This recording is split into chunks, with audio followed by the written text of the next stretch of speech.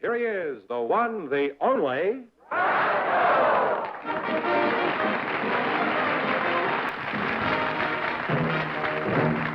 George, I got a riddle for you. You know what's the best way to make a coat last? No, unless the best way to make a coat last would be to make the trousers first.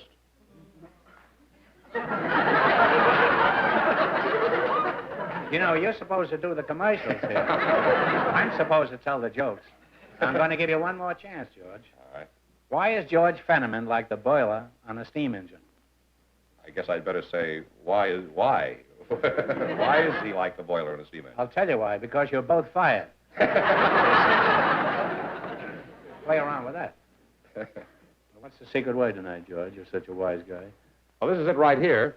And our first couple will have a chance to say it for $100 and maybe win $10,000 in the quiz later on in the show. Now tell Big Daddy who's first tonight. Groucho, I'd like to introduce Thelma Wickman and George Sosnov, who are most anxious to talk to you. They're anxious to win some money. They're not anxious to talk to me. Well, that's possible, too. Would these anxious people come in, please, and meet Groucho? Here he is, right here. Welcome to You Bet Your Life. Say the secret word and divide me. No, that's wrong. Divide an extra $100. Thelma Wickman and George... Wickman. Thelma Wickman. Uh-huh. Well, I'm delighted to meet you both. Now, where are you from? Where are you from? I'm from the Bronx, New York. Bronx, New York. Is there any other Bronx? That's it. That's it. Well, the Bronx sounds like a wonderful place, and who knows, someday it may become a 52nd state. 50 is 50th. 50 is all. How many do we have now? 50. 50, that's all. We're going to get money for this? Better not answer. Boy, they sure must be broke in the Bronx. Did you meet your husband in the Bronx, or did you get him in a raid on Brooklyn? No, I met Maury in the Bronx. Maury? Is it that's his name? How'd you meet him? Well, I have a redhead girlfriend named A red Pearl. girlfriend? Was she an No. Indian in the Bronx? And, A red-haired girlfriend? yes. And she went up to the mountains for a couple of weeks, and she told me to keep an eye on Maury, which I did. Which eye did you keep on him, do you remember? So for 2 weeks you kept your eye on Maury, Uh-huh. huh? What did the red-headed girlfriend have to say when she returned from the mountains and discovered that larceny had been going on behind her back? In this case, petty larceny. Well, This is pure conjecture on my part. she got back from the mountains, and she told me that she found herself another boyfriend. And I was a little bit annoyed about this. I mean, after all, she did tell me to take care of him, and I did very well. And she said, well, if you're so concerned, Thelma, why don't you see if you can catch him yourself?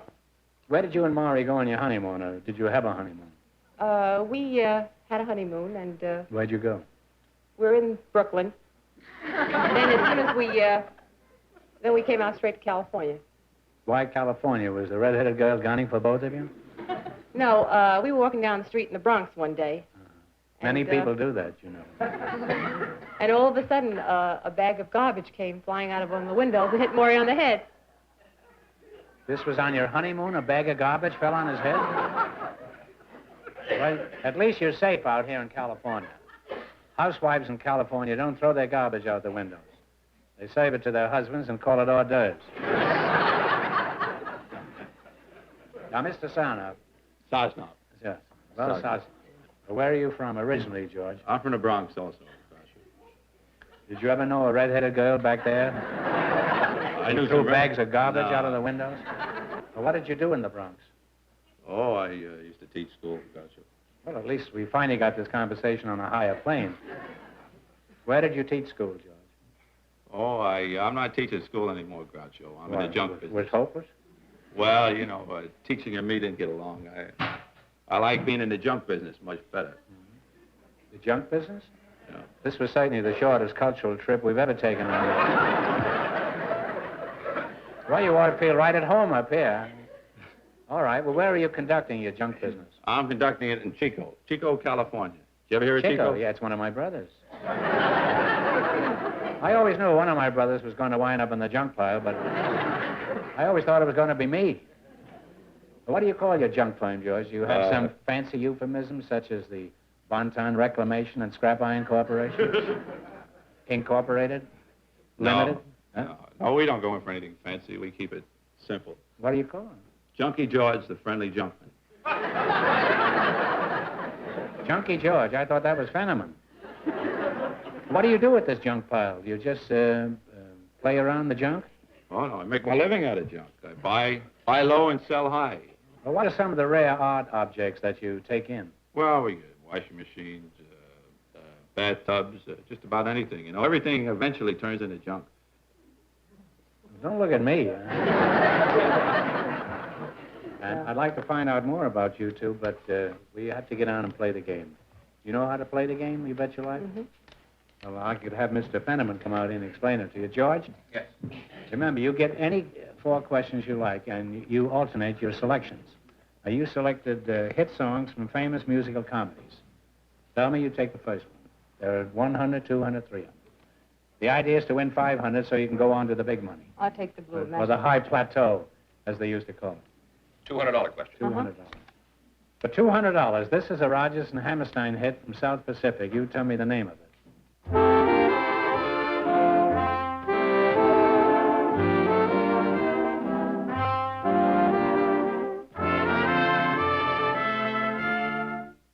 Isn't that lovely? What is it? Younger than springtime? Younger than Spring Street. That's right. No, Springtime. And you have $200, only 300 more to get. Your turn, Which, Professor. Okay. That's do it. fine. No, you don't look at it. No, the answers are... He didn't teach school for nothing, this. This is for $300. Me and Juliet featured this Rodgers and Hammerstein hit. This song is from Me and Juliet. Please.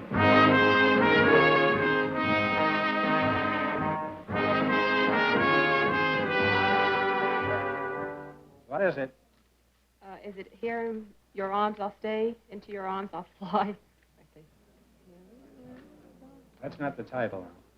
Well, it's No Other Love Have No I. Other You Love had Have some I, of the yeah. lyrics, but you didn't have the title. Uh-huh. And I'm sorry, but we can't pay you off on that. Well, you still have $200 and 2 more chances to get to 5.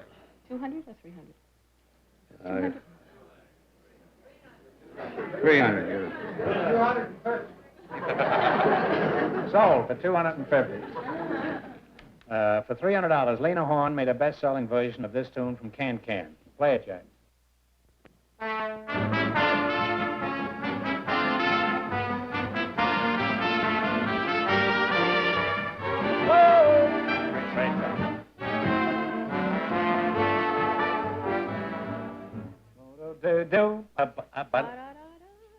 But it's the right face for me. Wait. Right one for me? Right. Wait now.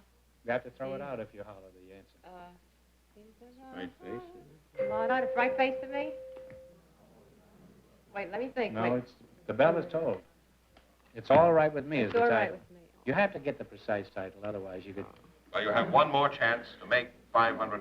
We'll have to go for 300 then. I think that's good thinking. It's called Go for Broke, huh? You gotta go for 300. I like Right that. one for me. For $300. Frank Lesser wrote this one. It's from Most Happy Fella. He's a happy fella.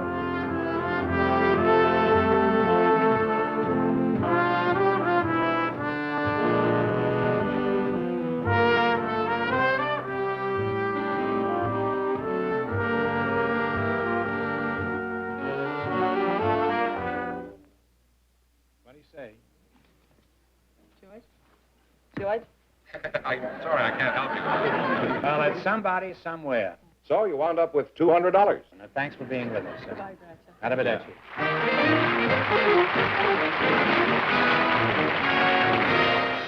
Now, George, what's on the agenda? Groucho, I have Joseph Ponsman standing by, and his partner is a special guest, one of Hollywood's brightest young actresses, Miss Evelyn Rudie. So, folks, come in and meet Groucho Marx.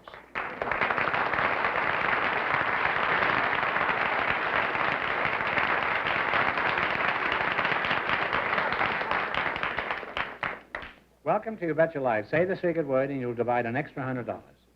Now, Evelyn, I'm glad to see you. Take I'm care. glad to see you, too. I'm glad to see you. It isn't every day we have a big star up there. You must be the smallest big star in town. Huh? How old are you, about 43? No, I'm 9. 9? Yes. Are you married? No. You're not married. No. Huh? And what are some of the big TV shows that you've appeared on, Evelyn?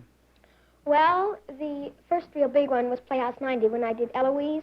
Oh, Then I yeah. was on the Dinah Shore Show, the George Gobel Show, Omnibus, the Red Skelton Show, the Patrice Mansell Show, Wagon Train, G Theater, Lux Playhouse, and many more. You've been on television much more than I have. You want to go on being a TV actress when you grow up? Yes, I do. What about the theater? Have you no interest in going on Broadway? Yes, I might like it. I You think might it's like fun. it, yes. Yes, you know, the only real thing I did on stage was when I was in Macbeth, Yes. and I was killed. And, you know, every night I got the giggles just as I was about to be killed, and I died laughing. You know? The producer and the director just died.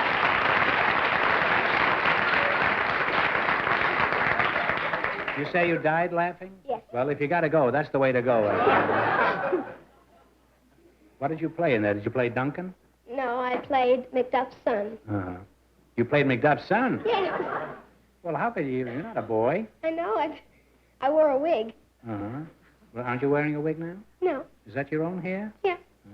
Pull it if you like. Well, I'd love to. Ding-a-ding-a-ding-a-ding. It'd be awful if the whole thing came off. Evelyn, every youngster in America would like to be a big star like you. You know that, don't you? That a lot of them envy you. Now, tell us about your gay Hollywood life. What do you do every day? Well, in school time, first I go to school. You go to public school? Yes. And then I have my lessons. I have tap, acrobatics, ballet, jazz, swimming, horseback riding, ice skating, sewing, crocheting, piano, cooking. And when I'm working, I have a lot of rehearsals and memorizing. What do you do the rest of the time? Do you have any other ambitions other than the theater? And... Yes, I would like to be the President of the United States. You want to be president? Well, that's a noble Yes. ambition, you know. We've never had a woman president. Well, What makes you think there'll ever be a woman president? well, I think a woman has just as much right to be president as a man does. I think so, too. Why do you want to be president when there are so many more lucrative jobs open for a young star? Well, first of all, I might have some ideas by then about what to do with America. And second of all, I made a little bet with my girlfriend of $2,000 that I would be. You bet $2,000? Yes? Were you in the South then? Was this Confederate money? No, Well, where did you get the $2,000? I don't have it yet. Oh. Well, suppose you lose. Well, she doesn't have it either, so. No.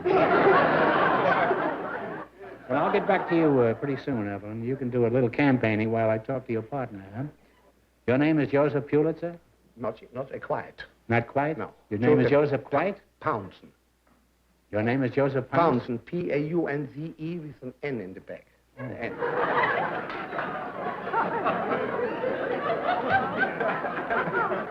Should I call you Joe? No, call me Pepi. Pepi? Yeah, that's my Why real should I call you Pepi? You don't. if your Because name is everybody Joe. calls me Pepi, you Well, know. I don't call you Pepi. I was born in my early youth in Vienna, in Austria. Oh, are you an old know. strudel? About, yeah. You was born in Vienna? Yeah, I was born in Vienna. Yeah. Well, could you do a Viennese waltz with Miss Rudy? Of course, maybe? it's a pleasure. Huh? Could you waltz a little? Sure. Could you give us some waltz music But here, could they please? play a right waltz? I don't right play a waltz. left He can't waltz. go left-handed.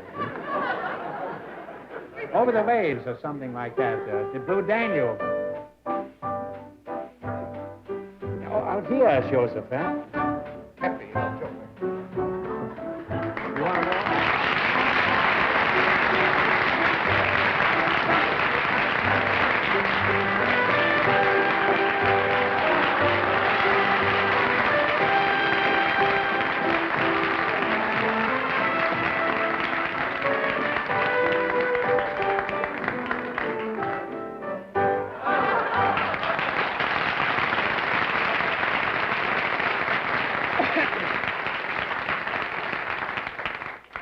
You make a lot of money in this show, but we don't have any fun. That's the main thing.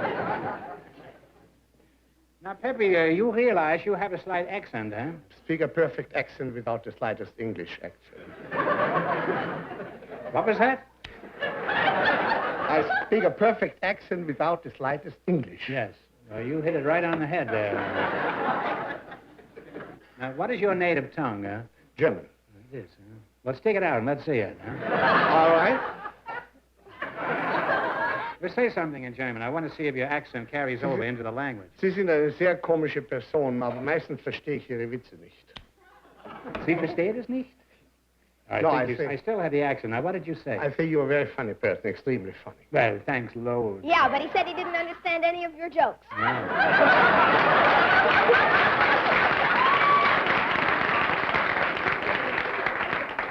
How would you like it if I put you back in the trunk? Fine. How do you know what he said? I can speak German. You can speak German? Huh? Yes. Peppy, watch yourself. Apparently, we have a 9-year-old multilingual tape recorder standing here. How is it you can speak German when I can hardly speak English? Were you born in Germany? No, I was born here, but I tell you, my mother and father were born in Germany. Evan, I'll tell you what I'll do. I'll tell him a joke in English, then you translate it for him, and we'll see if he understands it. All right. Okay? What time is it when the clock strikes 18? Give up? When the clock strikes 18, it's time to get it repaired. That's the joke. That's the whole joke. Now, you might as well laugh at it. That's all there is to it. I can't help it. It's that kind of a joke that has no fun. Now, you tell him that joke in German, Evelyn. Was Uhr ist es, wenn die Uhr 13 schlägt? Gib auf, wenn die Uhr 13 schlägt, ist es Zeit, es zu reparieren.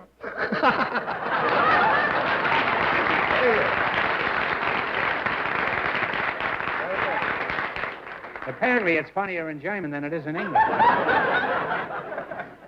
Peppy, how long have you been here in the country here? Since 1954. 54? 54. Sie war in Vienna? No, I was in China. Du warst in China?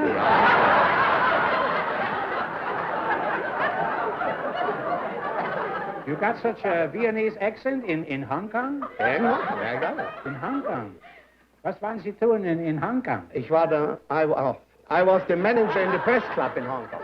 You were a manager in the press club? And before I was the photographer for General Chenoid, Flying Tiger, you know. Yeah. What do you do for a living? Haben Sie Arbeit? Yes. Was tun I have Sie? a restaurant. You have a restaurant? Yes. Tell us about your restaurant, Peppy. Well, this restaurant Chinese is, restaurant? No, it's called, after me, it's called Pepi's, and it's located in Encino, and has really the old world charm atmosphere, continental. Sounds like a touch of old Vienna. A little on the sloppy side, you know. Sounds like a touch of Vienna and a touch of Domain, too. What do you have out there that might interest me? Well, we have all Viennese specialities, and besides, we have an outdoor garden, a very nice one in front of the restaurant, open air. Doesn't tempt me at all. I don't like to eat outdoors. The flies bother me. There are no flies in the garden. No? They're all in the kitchen.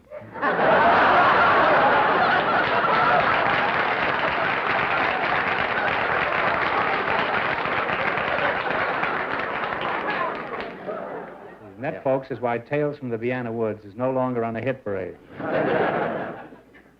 Well, you're charming people, both of you.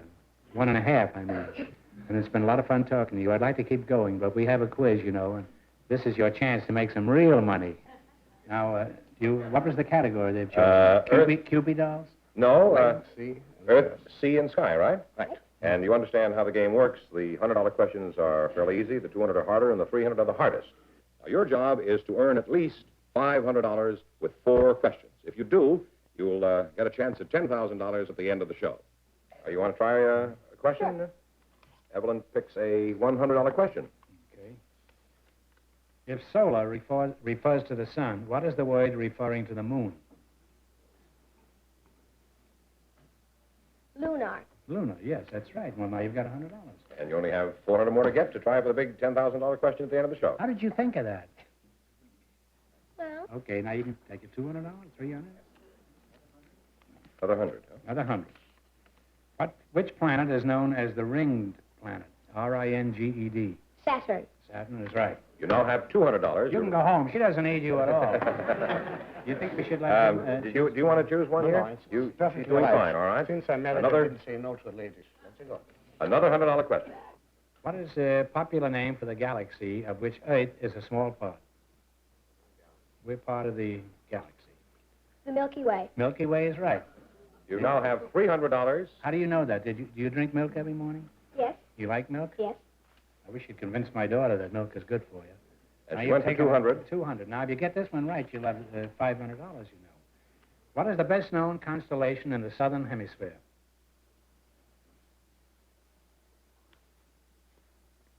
The Southern Cross. That's right. How'd you know that? Well, you got yourself $500, and of course that means that you can return later and try for $2,000, $5,000, or $10,000. Imagine what this is going to be when she's 18. Well, congratulations, and we'll see you later, alligator. Huh? Fine. Evelyn Rudie and her partner Pepi earned $500 in the quiz, so they're entitled to come back and try for the big money right now. Going back in, please.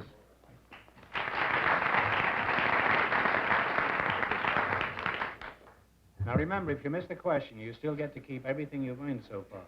Okay, now you pick a number for $10,000. 4. 4. Put up a 4. And Joseph... Pepi. Pulitzer? Pepi. Pepi.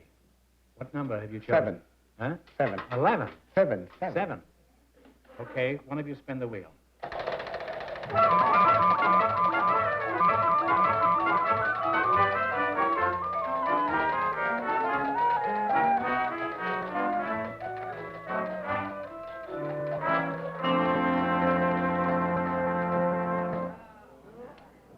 I'm sorry. It came up 9, and your numbers were 7 and 4. So this is worth a total of 2,000. In the summer of 1959, Mamie Eisenhower officially christened the world's first nuclear-powered merchant vessel. For a total of $2,000, what is the name of this first atom-powered merchant ship? Talk it over.